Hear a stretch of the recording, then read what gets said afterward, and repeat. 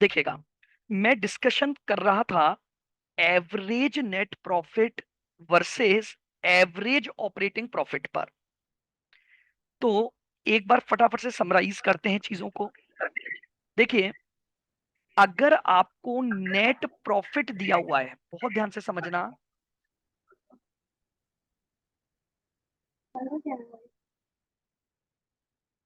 तो net profit में operating and non operating दोनों आइटम्स होते हैं।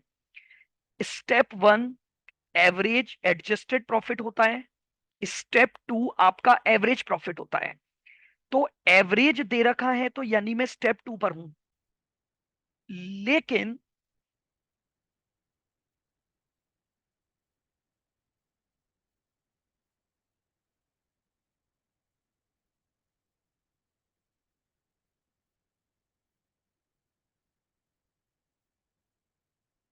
अगर मान लीजिए मुझे ऑपरेटिंग प्रॉफिट दिया हुआ है, तो ऑपरेटिंग प्रॉफिट का मतलब है मैंने उसमें केवल ऑपरेटिंग आइटम्स कंसीडर किए हुए हैं। ठीक है। अब अगर मुझे नेट प्रॉफिट दे रखा है, तो मुझे उसे ऑपरेटिंग प्रॉफिट में कन्वर्ट करने के लिए सभी नॉन ऑपरेटिंग आइटम्स को एडजस्ट करना पड़ेगा, ताकि मेरे पास ऑपरेटिंग प्रॉफिट आ जाए। ध्यान से समझना, मैं जो ये बार बार बोल रहा हूं, सेकंड स्टेप की वजह से एडजस्टेड प्रॉफिट निकालते समय आप जो एडजस्टमेंट करते हो वो अब नहीं होंगे। क्यों? क्योंकि आप कर चुके हो। लेकिन एक प्रॉफिट, एक अमाउंट एडजस्ट होगा, और वो होगा नॉन ऑपरेटिंग का। हालांकि आप नॉन ऑपरेटिंग भी स्टेप वन में कर लेते थे, बट अगर उसने आपको नेट प्रॉफिट दे रखा है, तो इसका मतलब इसने बाकी एडजस्टमेंट तो किए हैं, लेकिन नॉन ऑपरेटिंग को कैंसिल करना रह गया। इसलिए मैं नॉन ऑपरेटिंग को कैंसिल कर दूंगा। और अगर मुझे एवरेज ऑपरेटिंग प्रॉफिट दिए हैं, तो मैं ऑपरेटिंग आइटम्स ही उसमें इंक्लूडेड हैं, तो अब मुझे उसमें कोई एडजस्टमेंट नहीं करना पड़ेगा। अब इस बात पर लेकर क्वेश्चन नंबर 16 हम पढ़ रहे थे।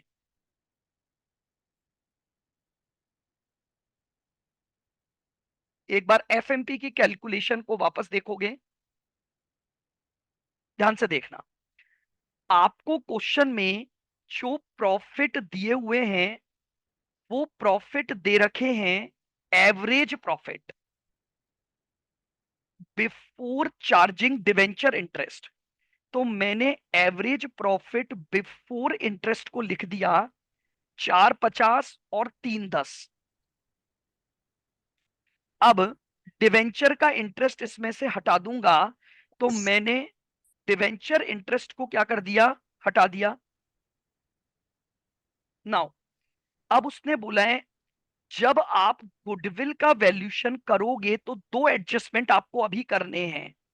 एक एडिशनल डेप्रिसिएशन का, और एक बी के केस में 10,000 का क्लेम है, जिसे अभी भी एवरेज प्रॉफिट के अगेंस्ट एडजस्ट करना है। यानी हमें केवल दो एडजस्टमेंट करने हैं, एक रिवैल्यूशन का और एक क्लेम का।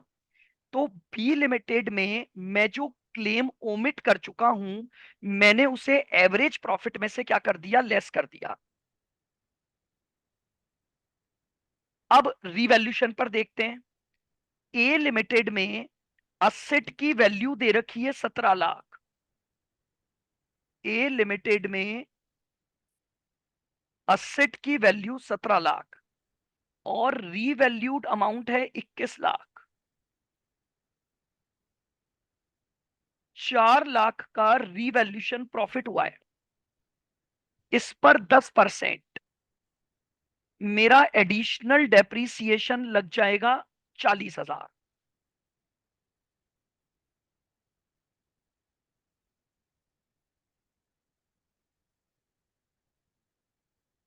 Additional depreciation. आइए बी लिमिटेड पर बात करते हैं।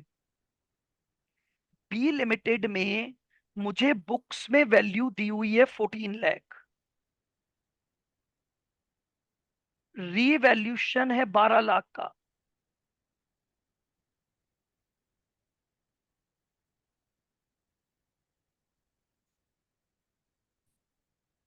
ये आ गया 2 लाख। डाउनवर्ड रिवैल्यूशन हुआ है 10% से 20,000 की सेविंग्स आ जाएगी।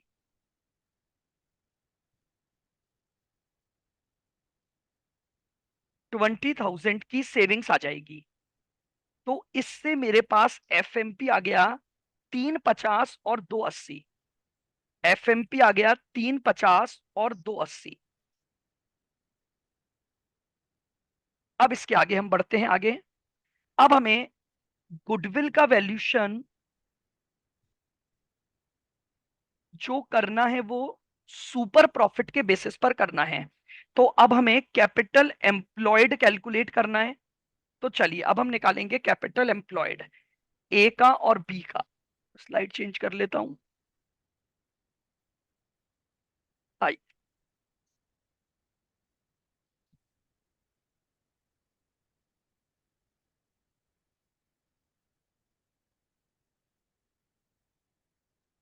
सर बोल रहे हो?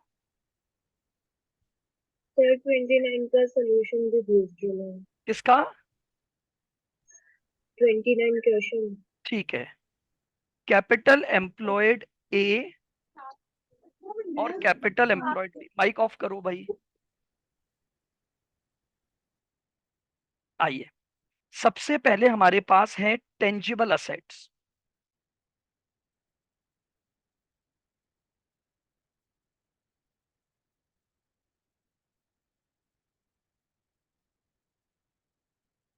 चलिएगा, टेंजिबल असेट्स का रिवैल्यूड अमाउंट दे रखा है 21 लाख और 12 लाख।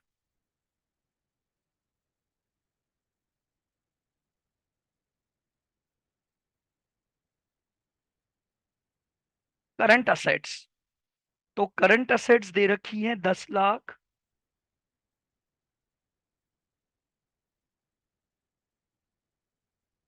और 4 लाख।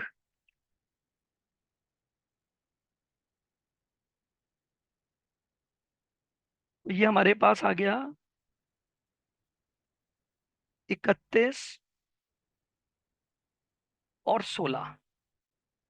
नाउ अब इसमें से हमें लाइबिलिटी माइनस करनी है। तो एक तो दे रखे हैं debentures,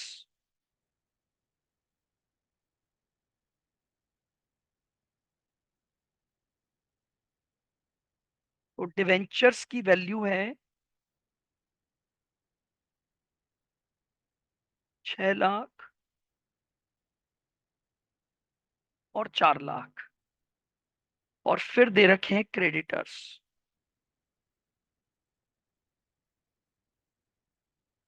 creditors,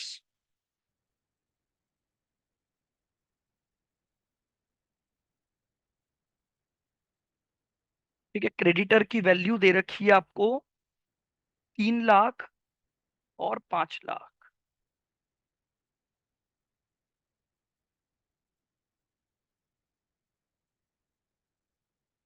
claims omitted, B limited में हमारी एक और लाइबिलिटी क्रिएट हो जाएगी क्लेम्स ओमिटेड की।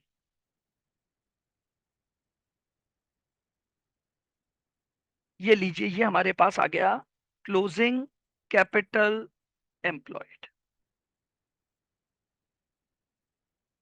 सर हाँ जी। सर ये फोर्थ पॉइंट में ये क्या बोल रखा है, capital employed being considered on the basis of net revalued amount of tangible asset, हाँ, इसका वो ये क्या हुआ? बताना, तो वही तो किया हमने। वो ये बता रहा है, ये नहीं बोलता तो भी आप यही करते हो। हम रिवैल्यूड अमाउंट ही लेते हैं कैपिटल वो निकालते समय। वो यही बोल रहा है कि रिवैल्यूशन का जो इम्पैक्ट है वो लेते हुए आपको कैपिटल एम्प्लॉयड निकालना है। सिर्फ कंफ्यूज कर रहा है वो, तो आप वैसे भी लेते हो। मैं आपको लिखवा ही चुका हूं कि कैपिटल एम्प्लॉयड निकालते समय हमेशा रिवैल्यूड अमाउंट आते हैं। उसी लाइन को बोला है उसने।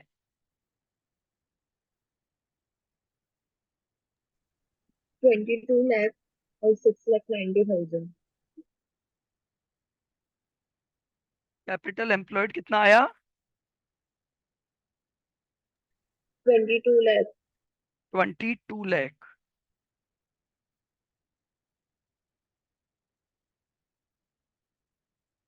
और यहाँ पर 16 में से 9,10,000, 690,000. 690।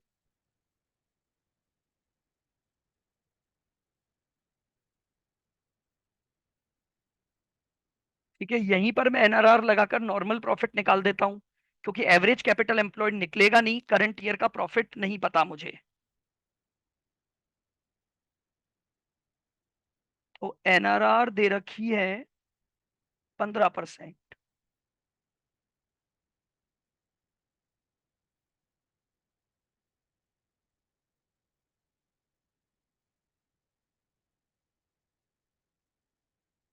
नॉर्मल प्रॉफिट 22 लाख का 15%, 3,30,000। और 690 का 15%,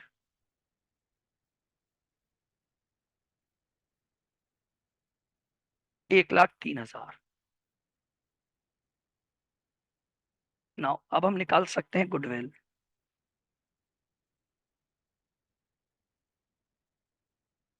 सर 1,03,500 आ रहा है। अच्छा, 1,03,500 आ रहा है क्या? ठीक है, 1,03,500 ए और बी के लिए।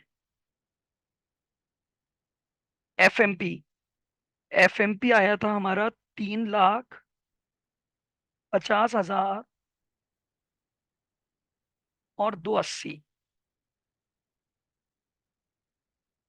नॉर्मल प्रॉफिट आया 330, 103,500। ये आ गया सुपर प्रॉफिट। यहाँ तो 20,000,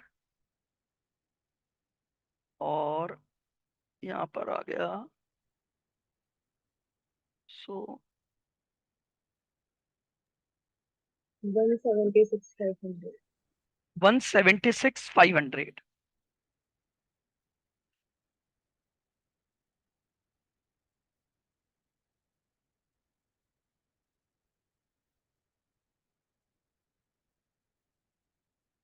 नंबर ऑफ ईयर्स परचेजेस 4, 4।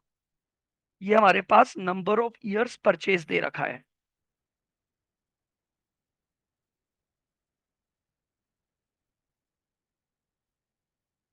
तो यहां पर तो गुडविल आ गई 80,000। 7,06,000। ये लीजिए, ये आपके पास गुडविल आ गई। यानी बस एक ही नया कॉन्सेप्ट था। हम जब जो क्वेश्चन किया कि आपको एवरेज नेट प्रॉफिट दिया हुआ है या एवरेज ऑपरेटिंग प्रॉफिट दिया हुआ है, इसके आधार पर आपको रूल से ध्यान रखते हुए क्वेश्चन को सॉल्व करना है।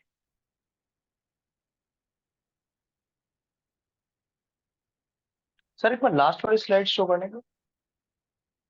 कौन सी? एफएमपी की कैलकुलेशन की? Yes sir. ये लो।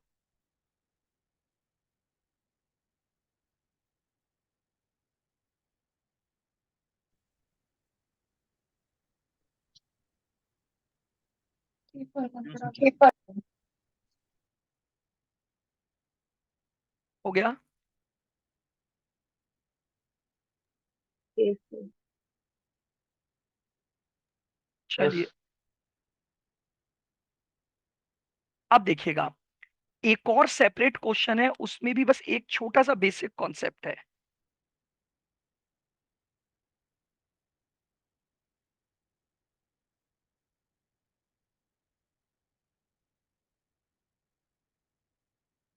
when only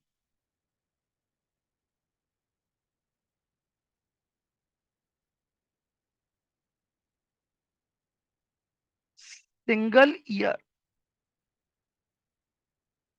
information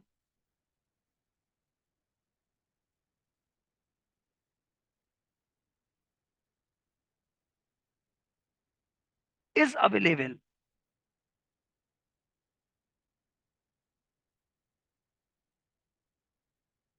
for goodwill.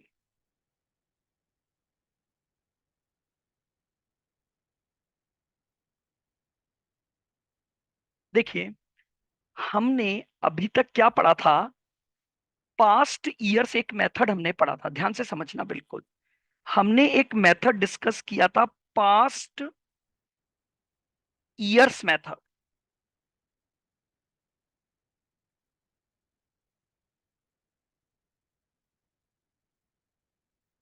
ठीक है, अब समझो। पास्ट ईयर मेथड में क्या होता था? मैं आज खड़ा हूं गुडविल का वैल्यूएशन करने के लिए।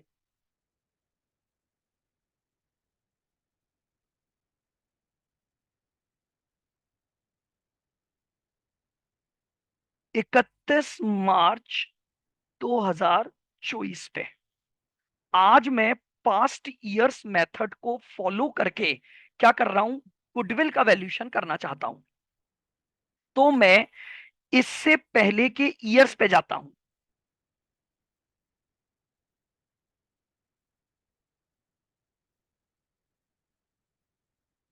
और पास्ट ईयर्स के बेसिस पर लेता हूं।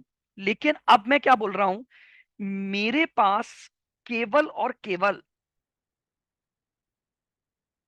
1 अप्रैल 2023 से लेकर और 31 मार्च 24, यानी पास्ट ईयर में मेरे पास जो डेटा अवेलेबल है वो केवल 1 साल का डेटा अवेलेबल है।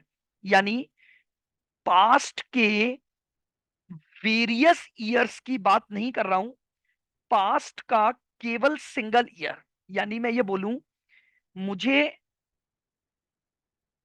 31 मार्च 2023 का डेटा और 31 मार्च 2024 का, तो इसका मतलब ये हो गया कि सिंगल ईयर डेटा गिवन है।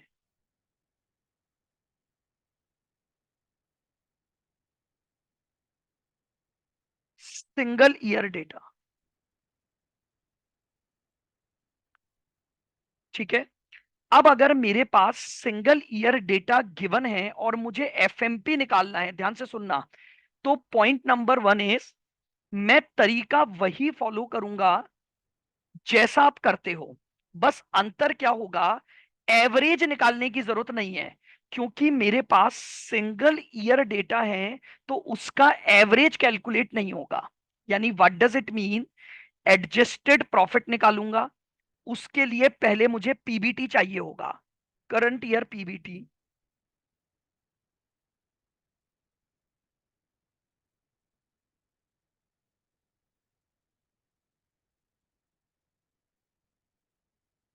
एडजस्टेड प्रॉफिट्स, समझ रहे हो आप बात को?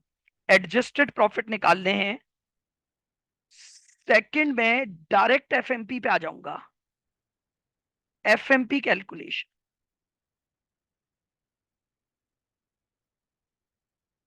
ठीक है, no need to apply step 2, क्योंकि मेरे पास केवल और केवल सिंगल ईयर का डेटा अवेलेबल है।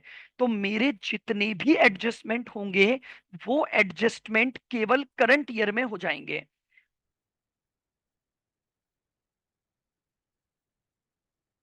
क्लोजिंग कैपिटल एम्प्लॉयड निकलेगा,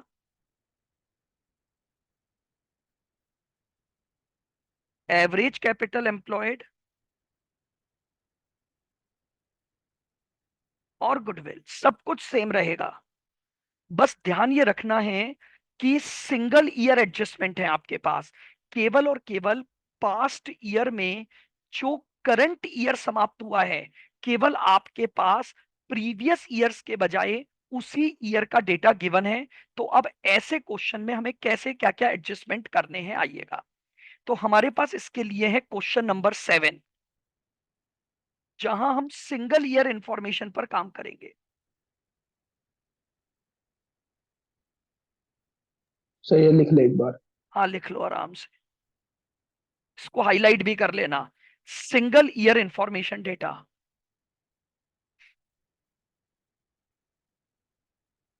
ये लो,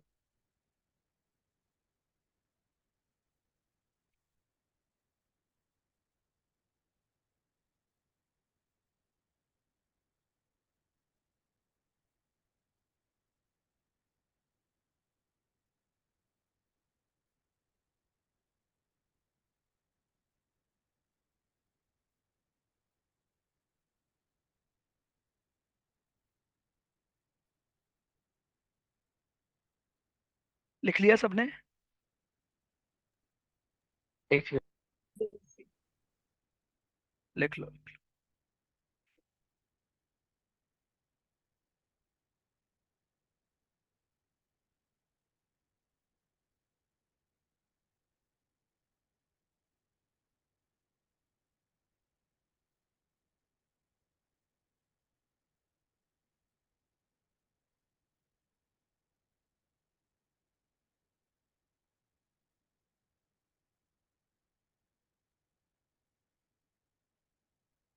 देखिएगा आप, क्वेश्चन नंबर 7 निकालेंगे। The balance sheet of x limited R S follows. आपको 31 मार्च 6 और 31 मार्च 7 दो बैलेंस शीट दी हुई हैं, यानी एक साल का डेटा है। Current cost of fix asset including non trade investment 31 मार्च 6 पर 2200, 31 मार्च 7 पर 2532.8। करंट कॉस्ट ऑफ स्टॉक 6 का दे रखा है, 7 का दे रखा है। Non trade investment on 10% government security ₹490। Non trade investment कर रखे हैं हमने 10%, जो कि टोटल 490 है। Debtors include foreign exchange debtor $70,000, जिसको हमने रिकॉर्ड किया हुआ है 17.5 पर, और क्लोजिंग एक्सचेंज रेट है 21.5। इसी तरह से creditor include foreign exchange creditor 1,20,000 पर रिकॉर्डेड है। रिकॉर्ड किया था तो 16.5 की रेट थी, बट आज ईयर एंड की रेट हो चुकी है 21.5।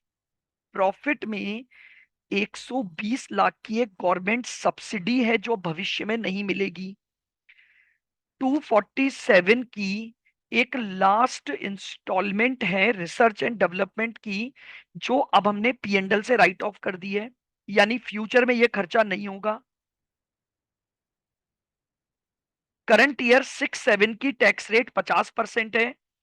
इफेक्टिव फ्यूचर टैक्स रेट 40% है। नॉर्मल रेट ऑफ रिटर्न 15% है। Based on the information furnished, Mr. A, the director, contend that the company does not have any goodwill. Examine his contention. Goodwill निकालनी है, कुछ भी नहीं बोला है, तो क्या करूंगा?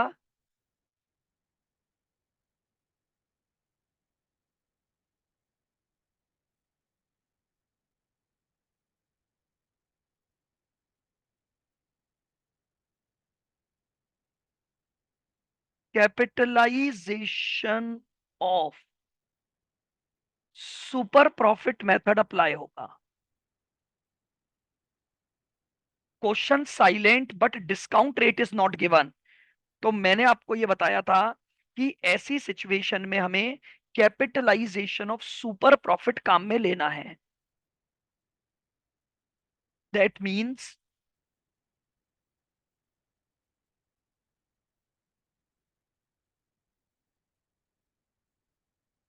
Super profit divided by NRR into 100। तो उसके लिए पहले मुझे एफएमपी निकालना पड़ेगा। तो मैं एक ही स्टेटमेंट में पूरा एफएमपी निकाल सकता हूं।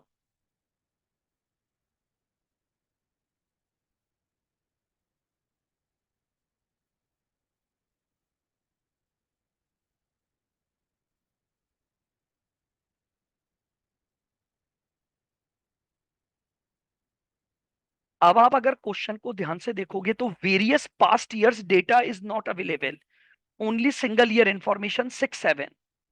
तो मुझे 6-7 का प्रॉफिट ढूंढना है। कैसे ढूंढूंगा? बैलेंस शीट से। देखो, 31 मार्च 6 पर पीएनडल का बैलेंस था 120, और 31 मार्च 7 पर 175 हो गया। यानी मुझे ओपनिंग और क्लोजिंग बैलेंस दिया हुआ है। तो यानी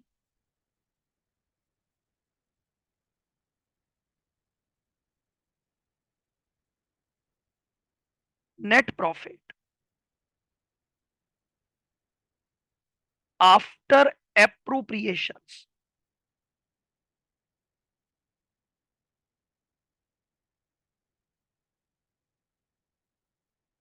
क्योंकि बैलेंस शीट में जब पीएनडल जाता है तो वो सारे एप्रोप्रिएशन के बाद जाता है। तो 175 माइनस 125, सॉरी 120। 5 55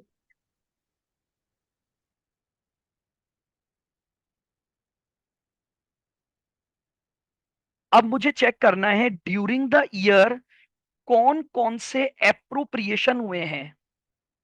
प्लस एप्रोप्रिएशन में सबसे पहले आता है डिविडेंड।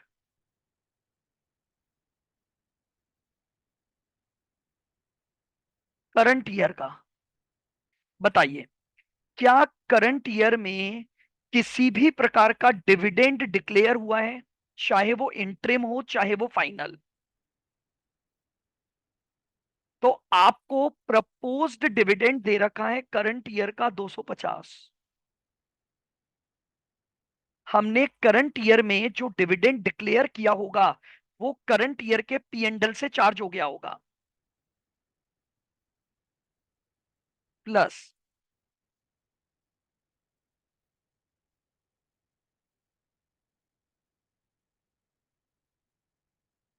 Transfer to reserve.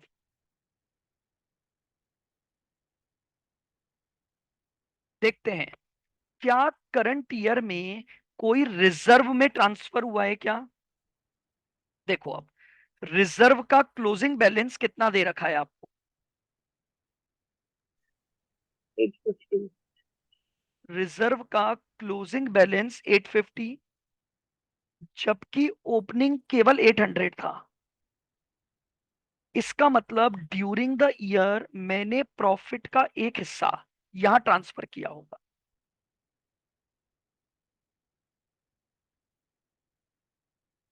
ये आएगा प्रॉफिट आफ्टर टैक्स। ये आएगा profit after sir tax. Provision of tax भी दे रखा है तो टैक्स तो इसके बाद होगा ना, पीएटी के बाद। ये एप्रोप्रिएशन है तब पीएटी आता है। बिल्कुल पीएनडल का रिवर्स चल रहा हूं मैं पीबीटी पर पहुंचने के लिए।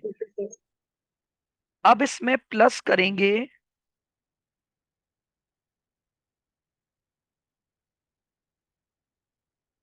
बताओ करंट ईयर की टैक्स रेट कितनी है। यानी ये 355 आफ्टर टैक्स है तो वो 50 के बराबर हो गया।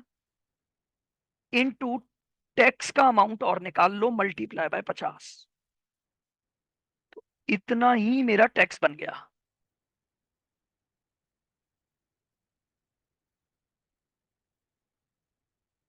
लीजिए मैं अपनी पहली स्टेप पर आ गया, प्रॉफिट बिफोर टैक्स।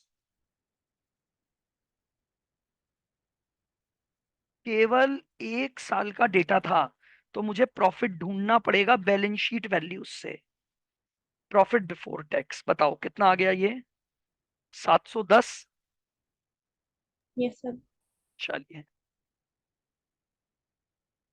अब जितने एडजस्टमेंट हैं एक एक करते जाएंगे। आ जाओ adjustment number 1, current cost of fix asset. तो फिक्स असेट पीएनडल को अफेक्ट ही नहीं करती है और नॉन ट्रेड इन्वेस्टमेंट भी पीएनडल को अफेक्ट नहीं पड़ेगा।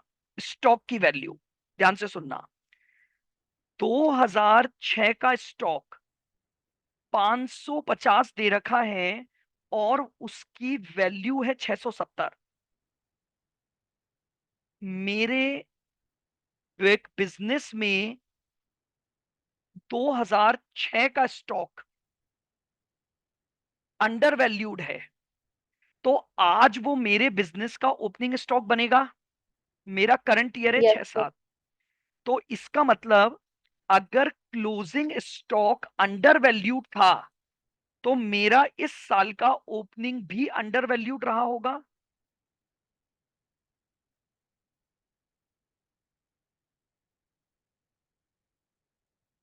ओपनिंग स्टॉक धीरे धीरे समझो आराम से, अंडर वैल्यूड। वापस से सुन लेना, पिछले साल का क्लोजिंग अंडर वैल्यूड था। 31 मार्च 6 पिछला साल है वही एज इट इज 1 अप्रैल का ओपनिंग बना होगा। तो अगर क्लोजिंग अंडर वैल्यूड था तो इस साल का ओपनिंग भी अंडर वैल्यूड हो गया। तो ओपनिंग कितने से अंडर वैल्यूड रहा? 670 माइनस 550, इतने से अंडर वैल्यूड है। 120। आइए, अब अगर ओपनिंग स्टॉक अंडर वैल्यूड है, मैंने ओपनिंग स्टॉक को कम लिख रखा है, तो ओपनिंग स्टॉक डेबिट आइटम है, डेबिट को कम लिखा तो मेरा प्रॉफिट बढ़ा हुआ है, तो अब मैं प्रॉफिट को कम कर दूंगा 120 से। आइए, करंट ईयर का क्लोजिंग स्टॉक भी अंडर वैल्यूड है।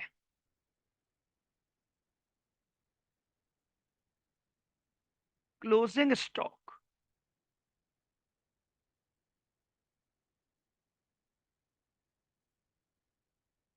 अंडर वैल्यूड है।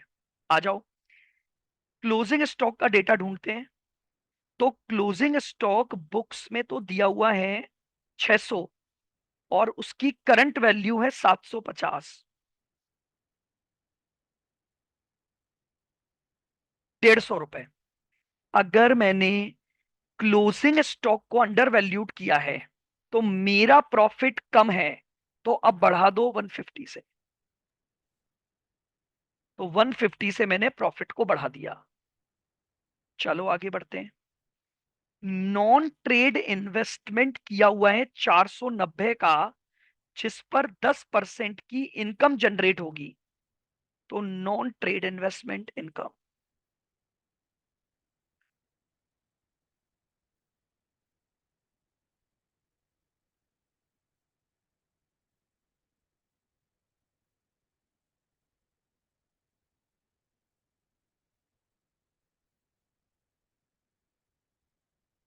Non trade investment income minus कर दूंगा 49। नेक्स्ट, आपको ये दिया हुआ है, आपके डेटर्स में एक फॉरेन एक्सचेंज डेटर है 70,000 का, लेकिन आपने उसको रिकॉर्ड किया था 17.5 पर, और आज एक्सचेंज रेट बढ़ गई है।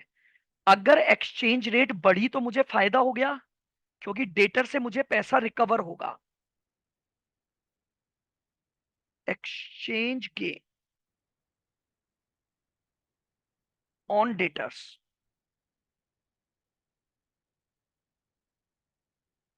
ऑन डेटर्स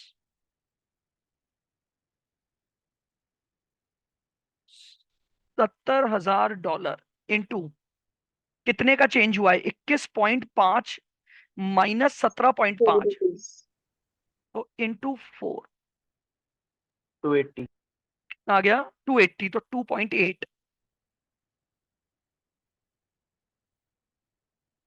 ये हम ऑलरेडी लैक्स में लिख रहे हैं।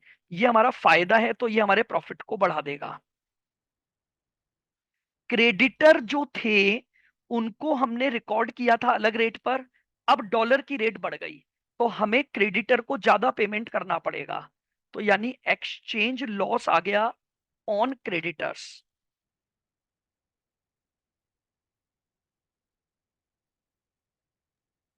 $4 lakh।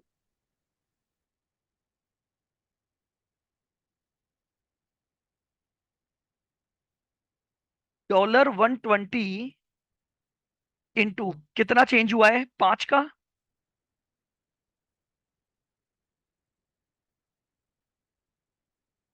5 का, ये ना Less so। हमारा प्रॉफिट कम हो जाएगा। और कोई आइटम? अब आ गए फ्यूचर के खर्चे। तो मैंने आपको यही बताया, मुझे अब एवरेज निकालना नहीं है। हालांकि अब मैं जब अगर इसको टोटल करूंगा तो ये एडजस्टेड प्रॉफिट आएगा। एवरेज निकालना नहीं है तो मैं कंटिन्यू चला सकता हूं चार्ट को। फ्यूचर के खर्चों को देख लो। प्रॉफिट में 120 लाख की गवर्नमेंट सब्सिडी है जो नहीं मिलेगी।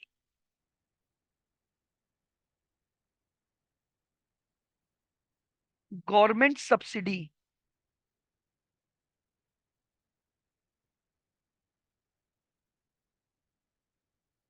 not likely to recur.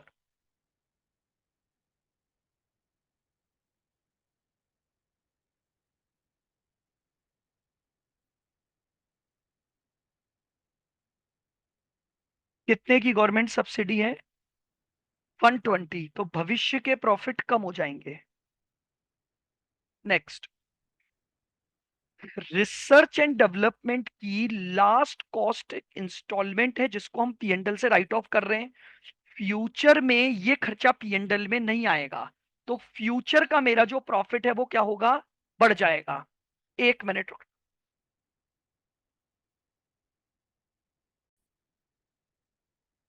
लिखो, research and development cost not to be incurred.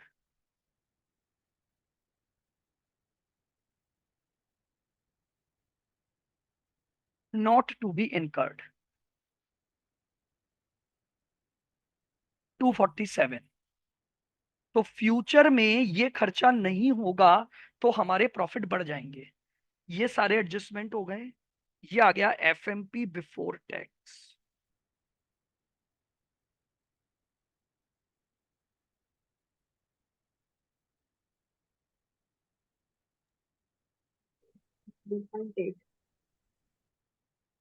ये हमारे पास आ गया एफएमपी बिफोर टैक्स 8। 14.8। अब इसमें से फ्यूचर का टैक्स माइनस कर दोगे,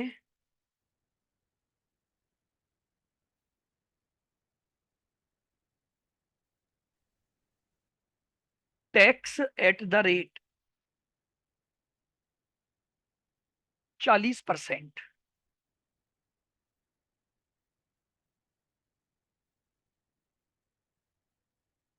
325.92।